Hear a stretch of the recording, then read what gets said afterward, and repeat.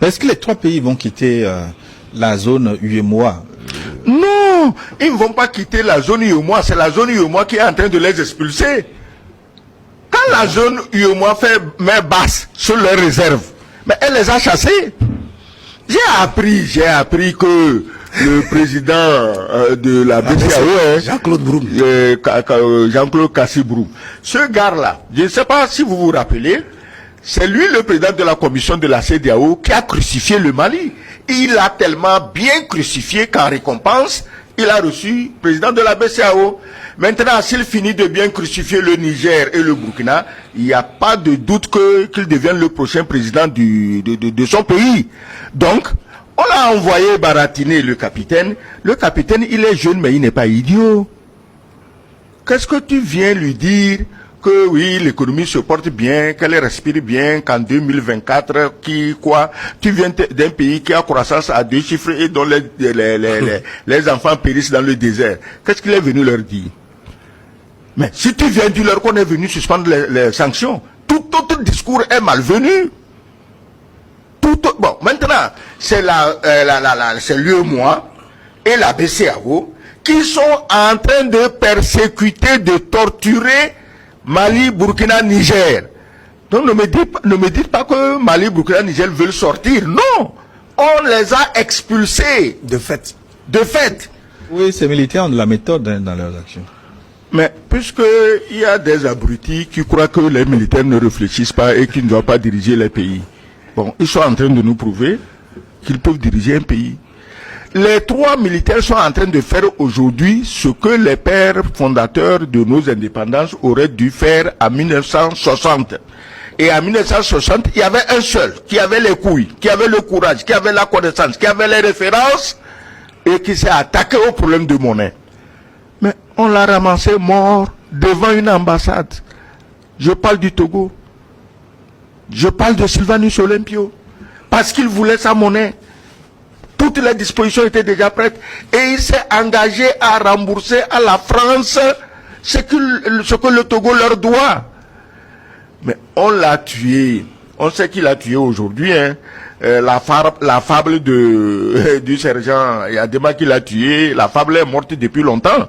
On sait qu'il a tué, mais ça a empoisonné la vie politique du Togo de 1963 à nos jours, à l'heure où nous parlons.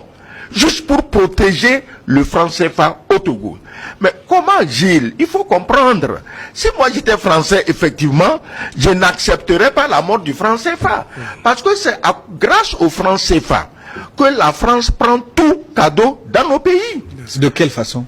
De quelle façon? Tu as une tonne d'or que tu vends. Il court rapidement à Chamalières, il fabrique les feuilles de chou, il vient te donner, il prend ta tonne d'or. Ah, tu as la même tonne d'or. Les Américains disent on veut l'or. On te donne des dollars. On les dépose à la Banque de France. Dès qu'on dépose là-bas, automatiquement la moitié appartient à la France. Et l'autre moitié, qu'est-ce qu'on fait? On fabrique encore les mêmes feuilles de chou, on te donne. Oui. Comment tu veux qu'un pays comme la Gambie, qui est une saucisse glissée dans l'anus du Sénégal pour l'embêter, il a sa monnaie. La Gambie a sa monnaie. Mais que la Gambie soit riche ou pauvre, que le Ghana soit riche ou pauvre, que la Guinée soit riche ou pauvre, c'est eux qui décident. Vous avez adopté le franc CFA, vous êtes aussi pauvre. Vous ne décidez rien. Donc, laissez-nous avoir nos monnaies et nous déciderons nous-mêmes, peu importe si nous sommes pauvres ou riches, nous sommes chez nous. La France a sa monnaie. La France n'est pas plus riche, la plus riche en Europe parce qu'elle a sa monnaie. La France le sait, elle en a consciente. Gilles, il suffit que les trois pays mettent fin au franc CFA et le terrorisme est mort. Parce que quand on fabrique vos CFA, on en donne plus aux terroristes qu'à vous, les États concernés par le franc CFA. Ben, ce sont des informations difficiles. Non. Attends. Moi, je n'en ai pas les preuves. Non. C'est pas la peine.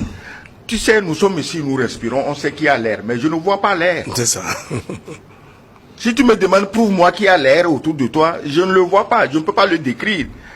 3000 terroristes se lancent à l'assaut de Djibo.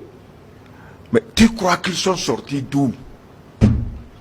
3000. Ils sont sortis d'où? Et avec quels moyens? Donc, écoutez, on ne va pas continuer dans cette langue de bois, dans ce fait, bon, on sait que si tu peux toucher tout en France, ça peut aller, mais quand tu parles du franc CFA, c'est comme tu arraches les poils sur les testicules de quelqu'un.